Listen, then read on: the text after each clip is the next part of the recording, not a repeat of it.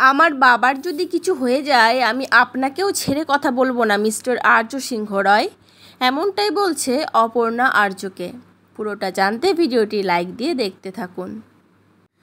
আর্য অপর্ণার বাবাকে হসপিটালে ভর্তি করায় এবং অপর্ণার মাকে বলতে থাকে, আমি আপনাদের হারানো মান সম্মান যতক্ষণ না ফেরত দিচ্ছি ততক্ষণ অবধি আমি জলও স্পর্শ করব না। আর আর্যর মুখে এই কথাটা শুনে অনেক বেশি রেগে যায় অপর্ণা। উঠে দাঁড়িয়ে কাঁদতে কাঁদতে চিৎকার করে বলতে থাকে, আমার বাবার যদি কিছু হয়েছে না আমি কাউকে ছেড়ে কথা বলবো না, এমনকি আপনাকেও ছেড়ে কথা বলবো না মিস্টার আর্য সিংহ রয়। আর অপর্ণার মুখে এমন কথা শুনে পুরো অবাক হয়ে যায় আর্য। নির্বাক দৃষ্টিতে তাকিয়ে থাকে অপর্ণার দিকে।